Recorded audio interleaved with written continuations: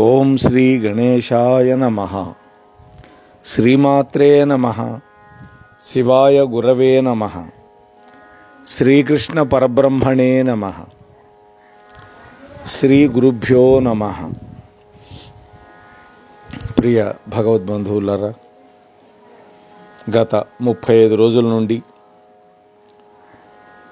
వేదవ్యాస మహర్షి మనకు అందించినటువంటి పంచమ వేదంగా భాసిల్లే మహాభారతాన్ని మనందరి యొక్క అదృష్టం కొద్దీ ఆంధ్రీకరించినటువంటి ఆదికవి నన్నయ్య గారి యొక్క ప్రణీతమైనటువంటి ఆది పర్వంలో సప్తమ ఆశ్వాసంలో మనం ఉన్నాం. నిన్నటి రోజున మనం తపతి సంవరణుల యొక్క ఉపాఖ్యానాన్ని చెప్పుకున్నాం.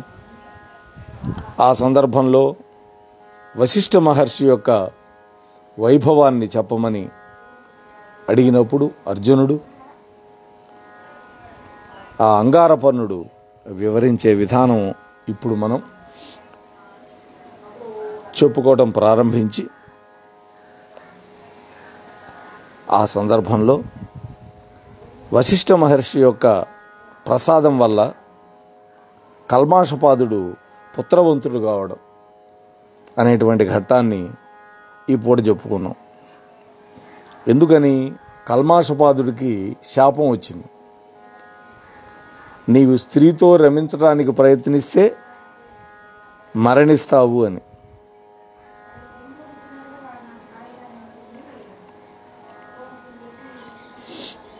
ఎందుకని? బ్రాహ్మణుల యొక్క జంట కామకేళిలో ఉండడం చూసి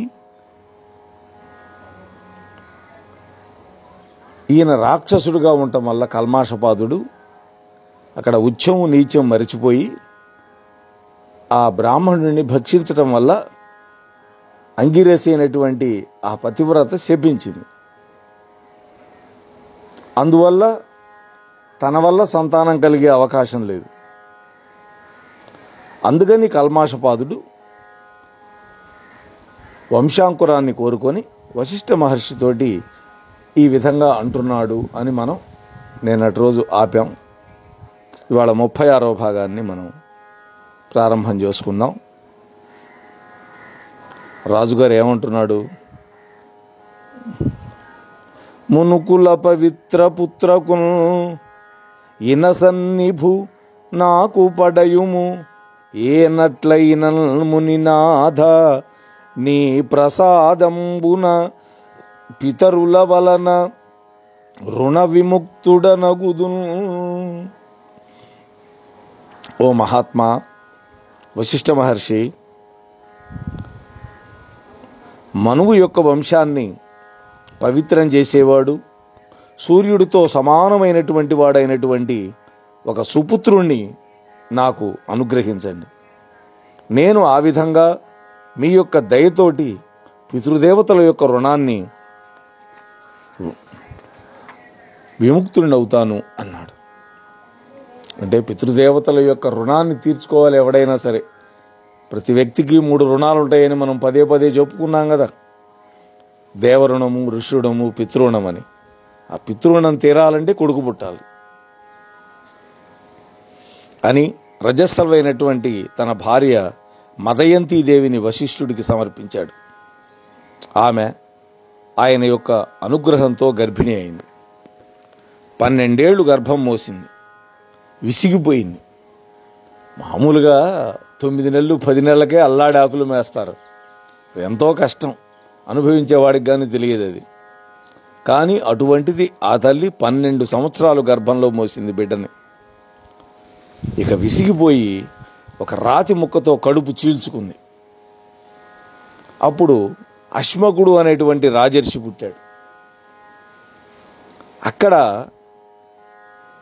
అదృశ్యంతి అంటే తన కోడలు శక్తి మహర్షి యొక్క భార్యకి పరాశరుడు మహర్షి పుట్టాడు. ఇక్కడ రాజుగారికి అశ్మకుడు అనేటువంటి రాజర్షి పుడితే అక్కడ శక్తికి పరాశరుడు పుట్టాడు. అతడికి వశిష్ఠ మహర్షి జాతకర్మాదులన్నీ కూడా జరిపించాడు.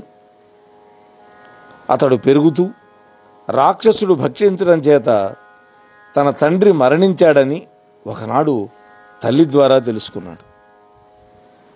కోపాగ్నితోటి మండుతున్న హృదయం కలిగిన వాడై తన యొక్క తపో మహిమతోటి అఖిల లోకాలను నాశనం చేస్తానని పూనుకున్నాడు. చూసారా ఎంత శక్తివంతుడు ఆ పరాశరుడు.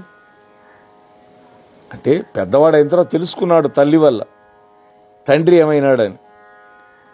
తండ్రిని ఒక రాక్షసుడు మింగేశాడు కదా, ఈ కల్మాషపాదుడు రాక్షస రూపంలో ఉండి.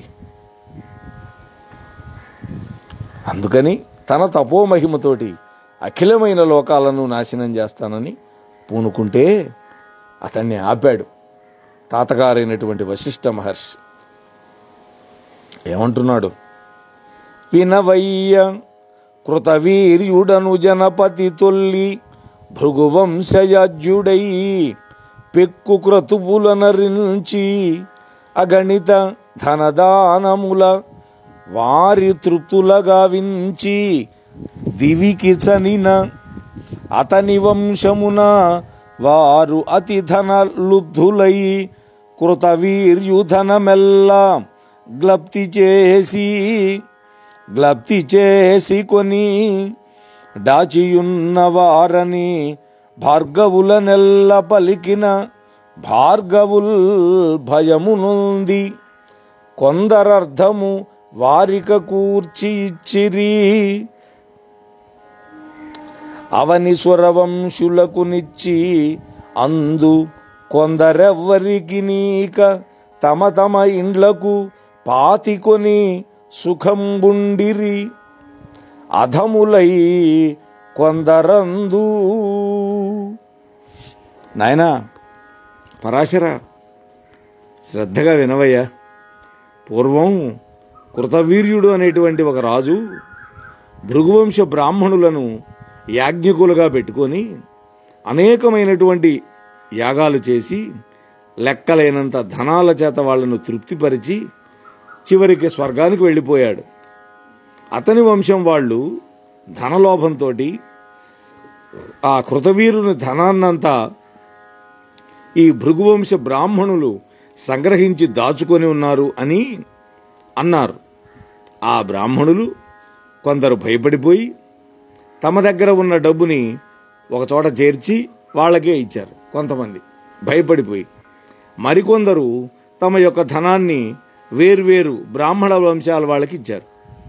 ఇంకా కొందరైతే తమ యొక్క పెరటి దొడ్లో పాతిపెట్టుకున్నారు ఆ బంగారాన్ని. తర్వాత ఆ క్షత్రియులు ఒక భృగువంశ బ్రాహ్మణుని యొక్క ఇల్లు తవ్వారు. అక్కడ చాలా ధనం కనపడింది. కోప్పడి రాజధనం వంచనతోటి గ్రహించారని ఆ భృగువంశ బ్రాహ్మణులందరినీ కూడా పడగొట్టి కడుపులో ఉన్నటువంటి బాలురు మొదలుగా అందరినీ చంపేశారు. వాళ్ళ భార్యలంతా కూడా భయపడిపోయి హిమాలయ పర్వతాలకు పరిగెత్తారు ప్రాణభయంతో.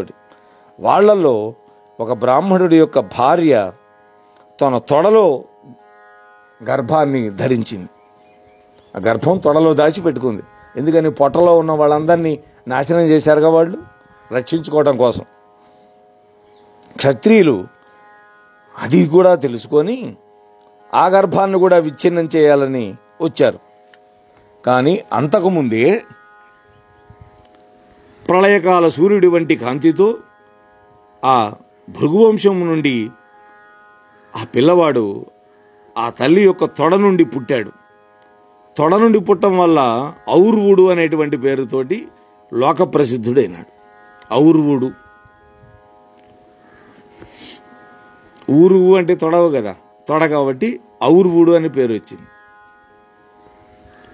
అమితమైనటువంటి తేజస్సు కలిగినటువంటి ఆ ఔర్వుడిని చూసిన వెంటనే ఆ కృతవీరుడి యొక్క వంశంలో పుట్టినటువంటి క్షత్రియ అధములంతా కూడా దృష్టిని కోల్పోయారు. అంత కాంతితో ఉన్నాడు ఆ పిల్లాడు. చూపు పోయింది వాళ్ళకి. గుడ్డివాళ్ళై దైన్యంతో ఆ పర్వతాల్లో ఉండేటువంటి అరణ్యాల్లో తిరుగుతూ ఉండిపోయారు. ఆ కృతవీరుడి యొక్క వంశం వాళ్ళు జంకు లేకుండా పరమ దుర్మార్గ పనులు చేయడానికి ప్రయత్నించే వాళ్ళకి దుఃఖం ప్రాప్తించకుండా ఉంటుందా అంటున్నారు నాన్నయ్య గారు ఇక్కడ ఒక సూక్తి. కాబట్టి పరమ దుర్మార్గ పనులు చేసే వాళ్ళకి ఎప్పుడైనా సరే కీడు మూడుతుంది, వాళ్ళ వంశానికి కూడా చేటు వస్తుంది అనేటువంటి విషయాన్ని అర్థాంతరన్యాస అలంకారంలో నన్నయ్య గారు చెప్పారు ఇక్కడ.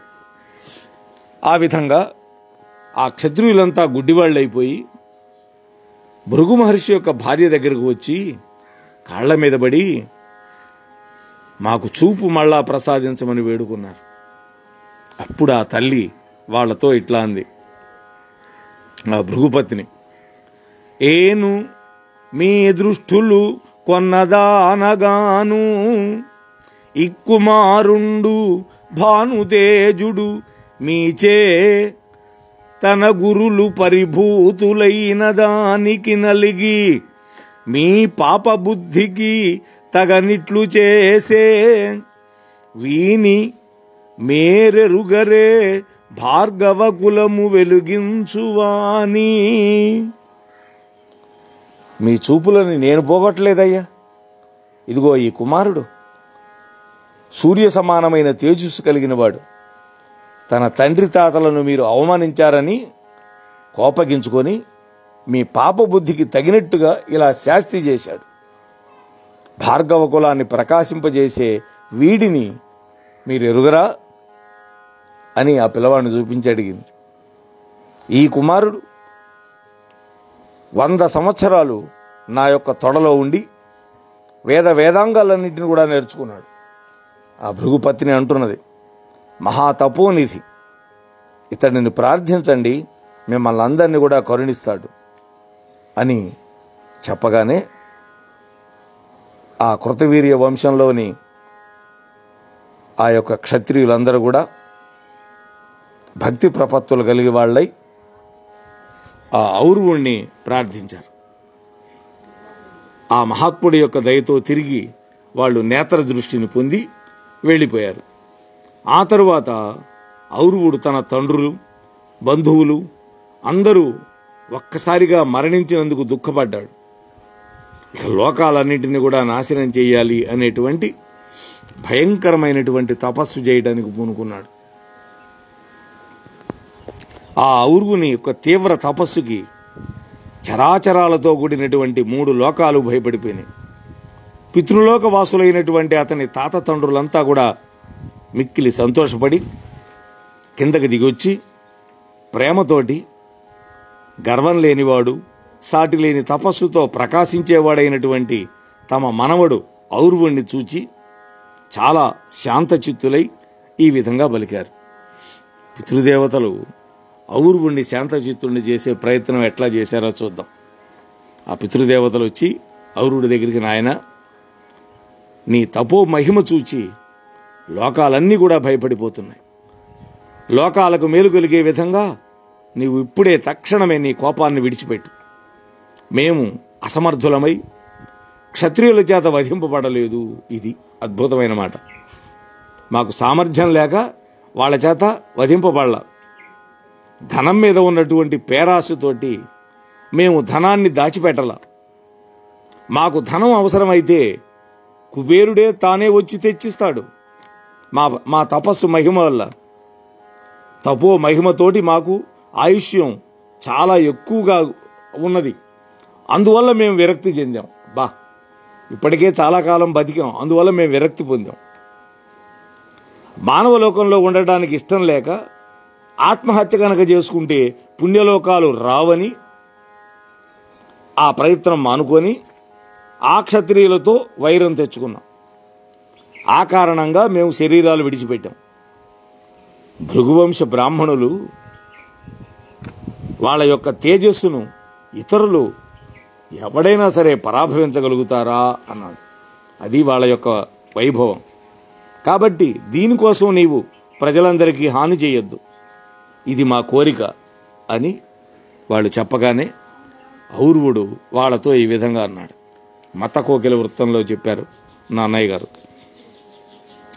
మానితం బగునా తపో మహిమన్ త్రిలోక పరాభవం బేను జేయగబూని చేసితి ఇట్టిదొక్క ప్రతిజ్ఞమున్ దీని నెట్టులు క్రమ్మరింతు మదీయ భాషితమెన్నడు ఏ నిమోఘముగాదు దిగ్ధరణి రవీందులెరుంగగల్.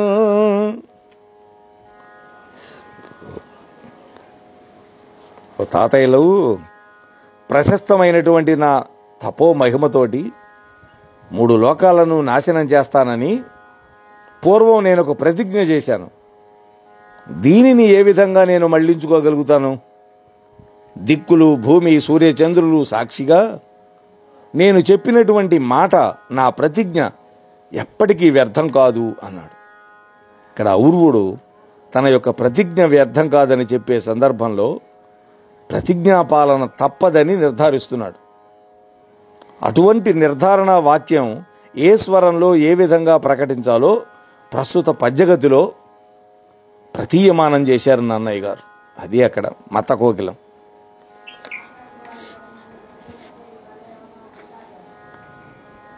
తాత మర్చిపోయి తన ప్రతిజ్ఞను నెరవేర్చుకోకుండా ఎవడైతే ఉంటాడో వాడి కోపాన్ని వెలుపలికి రానిదై ఆ కోపాగ్ని అరణిలో పుట్టినటువంటి అగ్నిలాగా వెంటనే అతడి శరీరాన్నే కాల్చేస్తుంది. ఇది అద్భుతమైన మాట. అంటే కోపాన్ని ఎవడైనా వ్యక్తీకరించాలి. కోపాన్ని వ్యక్తీకరించకుండా మనస్సులో పెట్టుకుంటే ఆ కోపం వాణ్ణే దహించేస్తుంది అంటున్నాడు. అలయక నిమిత్త జంబగునలుకను క్షమించి శాంతుడగు పురుషుండి మూల రక్షింపగనోపునే పొలుపుగా ధర్మార్థకామములు సమములుగన్. ఒక కారణం వల్ల కలిగినటువంటి కోపాన్ని తీర్చుకోవటానికి కష్టపడకుండా సహించి శాంతుడైనటువంటి మానవుడు ధర్మార్థకామాలను చక్కగా సమానంగా రక్షించగలుగుతాడా అని కూడా ఒక ధర్మాన్ని ప్రతిపాదిస్తున్నాడు. దుర్మార్గులై నీచులైనటువంటి క్షత్రియులు భృగువంశ బ్రాహ్మణులను ఆ విధంగా హింసిస్తున్న నాడే వాళ్ళు దుఃఖధ్వని నేను తొడలోపల ఉండి విన్నప్పుడే నాకు సహించరాని కోపం కలిగింది అన్నాడు. ఆ క్షత్రియులు చేసినటువంటి పని, మా వాళ్ళంతా బాధపడుతున్నటువంటి విషయాన్ని నేను తొడలో ఉండే విన్నాను. 100 ఏళ్ళు ఉన్నాను తొడలో, అప్పుడు నాకు తెలుసు ఇవన్నీ. అందుకని నాకు సహించరాని కోపం కలిగింది అంటున్నాడు. ఎరుకగలడేని మరి శక్తుడేని అన్యులకు హింసగా వించునప్పుడు దాని పూని వారింపగున్న అపురుషుడేగు హింస చేసిన వారల ఏగు గతికి. ఇది కూడా ఒక సూక్తే. మహాత్ములారా, జ్ఞానవంతుడు సమర్థుడైనటువంటి వాడు ఒకరు మరొకరిని హింసించే సమయంలో ప్రయత్నించి ఆ హింసను కనుక నివారించకుండా ఉంటే అతడు కూడా ఆ హింస చేసిన వాళ్ళ గతినే పొందుతాడు. అంటే నరకాన్నే పొందుతాడు, చూసి కూడా సహాయం చేయకుండా ఉంటే అని. ఇది కూడా ఒక రుచిరార్థ సూక్తి. అందువల్ల లోకాల్లో సామర్థ్యం ఉండి పాపాన్ని ఆపటానికి ప్రయత్నం చేయనటువంటి వాళ్లను ఉద్దేశించి నేను కోపం వహించాను. నేను మీ మాట దవజాడటానికి భయపడతాను. లోకాలన్నింటినీ దహించడానికి పూనుకున్నటువంటి నా కోపాగ్నిని గనక నేను ఆపితే అది నన్నే దహించేస్తుంది. కాబట్టి ఇప్పుడు నేనేం చేయాలి? నాకు ఈ లోకాలకు మేలు కలిగే విధంగా మీరు ఉపదేశం చేయండి అని అన్నాడు. ఇక్కడ నా కోపాగ్నిని చల్లారిస్తే ఆ కోపం నన్నే దహించేస్తుంది, అదొక సమస్య. కాబట్టి ఇప్పుడు నేనేం చేయాలి? నన్నేమన్నా వాళ్ళ మీద ప్రతీకారం వద్దు అంటున్నారు, లోకాలు నాశనం చేయొద్దు అంటున్నారు. ఇప్పుడు మీరు నాకు ఉపదేశం చేయండి, నాకు ప్రయోజనంగా ఉండాలి, లోకాలకి మేలు కలిగే ఉండాలి మీ ఉపదేశం, అది చేయమన్నాడు. అప్పుడు పితృదేవతలు అన్నారు, జలములందయుండు సర్వలోకంబులు కానా నీ మహోగ్ర కలుషవన్హి జలధిలోన విడిచి సత్య ప్రతిజ్ఞుండవగుము జలధి జలము నది దహించు. ఒక మంచి ఉపాయం చెప్పారు నాయన. అన్ని లోకాలు నీళ్లలోనే ఉంటాయి చూడండి. ఎందుకని? మన భూమి నీళ్లలో ఉంది కాబట్టి మహాభయంకరమైనటువంటి నీ కోపాగ్నిని సముద్రంలో విడిచిపెట్టి నీ ప్రతిజ్ఞ నెరవేర్చుకోమన్నాడు. సముద్రంలో దీవులుగానే ఉన్నాయిగా భూమండలం అంతా. అప్పుడు ఆ కోపాగ్ని సముద్రంలో ఉన్నటువంటి నీటిని దహిస్తుంది అని ఒక అద్భుతమైనటువంటి ఉపాయాన్ని ఆ పితృదేవతలు చెప్పారు.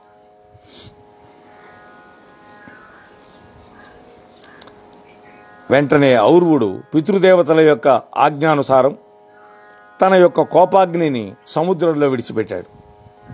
అది ఔర్వాగ్ని అనేటువంటి పేరుతోటి గుర్రం ముఖంతో సముద్రపు నీటిని తాగుతూ ఉంటుంది. ఇది వేదాలలో వినిపించే కథ. నీవు కూడా ఔర్వునిలాగా ధర్మం తెలిసిన వాడువు కాబట్టి లోకాలను నశింపజేసే ఈ కోపాగ్నిని విడిచిపెట్టు అని వశిష్ఠ మహర్షి ఔర్వుడి యొక్క వృత్తాంతాన్ని తన మనవడైనటువంటి పరాశరుడికి చెప్పాడు. పరాశరుడి యొక్క కోపం మళ్లించడానికి ఇంత పెద్ద గొప్ప కథ చెప్పాడనమాట. అప్పుడు వశిష్ఠుడి యొక్క మాట ప్రకారం పరశురాముడు తన కోపాన్ని ఉపసంహరించి రాక్షస వినాశనం కొరకు సత్రయాగం చేయాలని పూనుకున్నాడు. పరాశరుడు రాక్షస వినాశనార్థం సత్రయాగం ఏ విధంగా చేశాడో ఇప్పుడు నన్నయ్య గారు చెబుతున్నారు మనకి. శక్తి రాక్షస నిహతుడై చనిన శోకదహనహతుడై వశిష్ఠుండు దాని తలచి కడు ప్రశాంతాత్ముడయ్యు రాక్షస వినాశమొలసి మనుమని వారింపగుండెనంతా. ఆ శక్తి మహాముని రాక్షసుడి వల్ల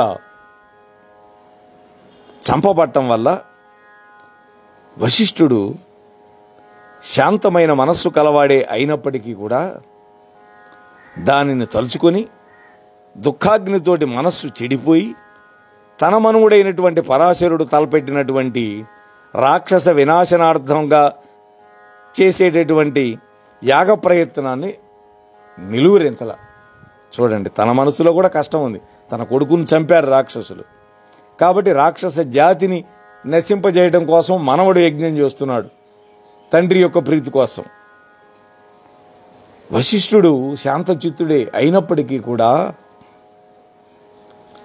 మనవడు చేసే ప్రయత్నాన్ని మాత్రం నివారించలేదు.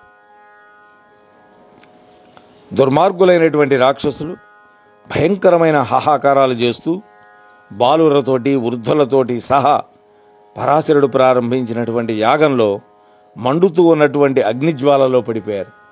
అలనాడు జనమేజయుడు చేసినటువంటి సర్పయాగంలో ఏ విధంగా సర్పాలన్నీ పడిపోయినాయో అదేవిధంగా ఈ శక్తి కుమారుడైనటువంటి పరాశర మహర్షి చేసినటువంటి యాగగుండంలో పడిపోయినారు రాక్షసులు, బాలురు, పెద్దవాళ్ళు అందరూ కూడా కలిసి.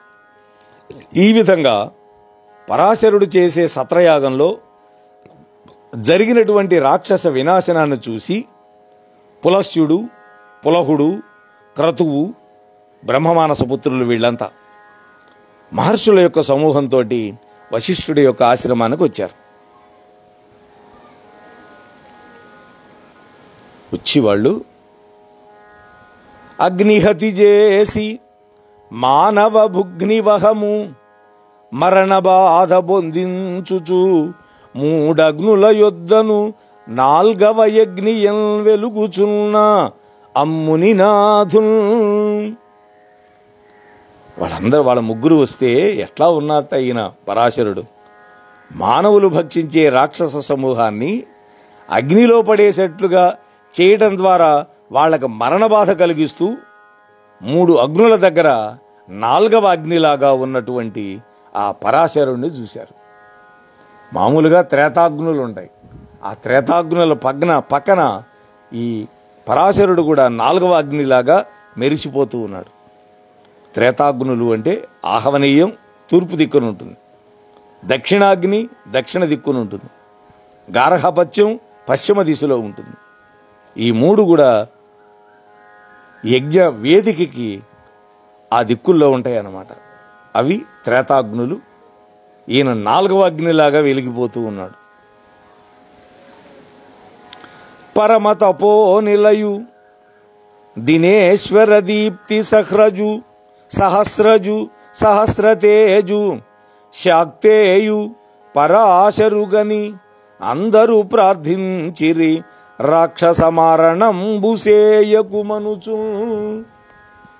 ఒక జాతి నాశనం అయిపోతుంటే బ్రహ్మమానస పుత్రులు మరి కాపాడాలి అనుకొని వాళ్ళు వచ్చి ఆ పరాశరుడి దగ్గరికి వచ్చి ఏమంటున్నారు, ఎట్లా ఉన్నట్టు ఆ పరాశరుడు మహా తపస్సంపన్నుడు, 1000 మంది సూర్యుల కాంతితో ప్రకాశిస్తూ ఉన్నటువంటి వాడు, శక్తి మహాముని యొక్క కుమారుడు అయినటువంటి ఆ పరాశరుని చూచి, నాయన రాక్షస సంహారం మానుకో అని అందరూ కూడా ప్రార్థించారు.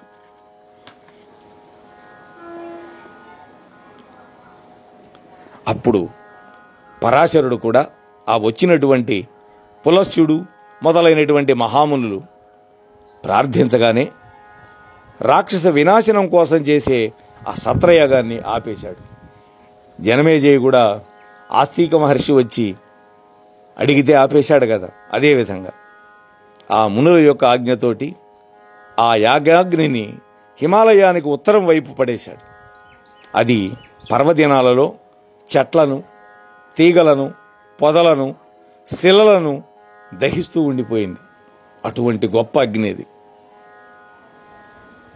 అని ఈ కథంతా కూడా గంధర్వుడు అయినటువంటి అంగారపర్ణుడు ఈ తాపత్య, వశిష్ఠ, ఔరువుల యొక్క కథను చెప్పగా విని అర్జునుడు మళ్ళీ అన్నాడు ఈ విధంగా, మాకు అతి ప్రియుండవు సమస్త విదుండవు చెప్పుమయ్యా, ఈ లోకములోని వర్తనములంతగు వారి నెరుంగుదు ఎవ్వని ప్రాకట ధర్మతత్వవిదు బ్రాహ్మణ ముఖ్యు పురోహితుండుగా చేకొనువారము అట్టి బుధ సేవితు కానగమాకు నెందగు. ఇప్పుడు ఇది అద్భుతమైన ప్రశ్న. అసలు కథలోకి వచ్చాడు ఇప్పుడు అర్జునుడు. పురోహితుడు లేనందువల్ల మీరు ఇబ్బందులు పడుతున్నారని చెప్పాడు కదా, ఎలాంటి పురోహితుడు వీళ్ళకి కావాలో ఏంటో, మరి అది ఆయన ఎక్కడ ఉంటాడో ఏంటి వివరాలన్నీ అడుగుతున్నాడు.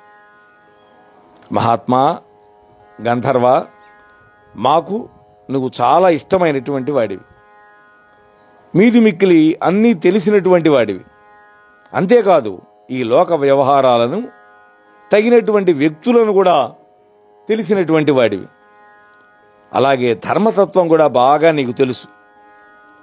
అందువల్ల బ్రాహ్మణ శ్రేష్ఠుడైనటువంటి ఏ వ్యక్తిని పురోహితుడిగా మేము స్వీకరించాలో, పండితుల చేత పూజింపబడే అటువంటి వ్యక్తి మాకు ఎక్కడ లభిస్తాడో దయచేసి మాకు చెప్పు అని అడిగాడు అర్జునుడు. అప్పుడు గంధర్వుడు చాలాసేపు ఆలోచించాడు. అర్జున, ఇక్కడికి సమీపంలో ఉత్కచం అనేటువంటి పుణ్యతీర్థం ఉన్నది.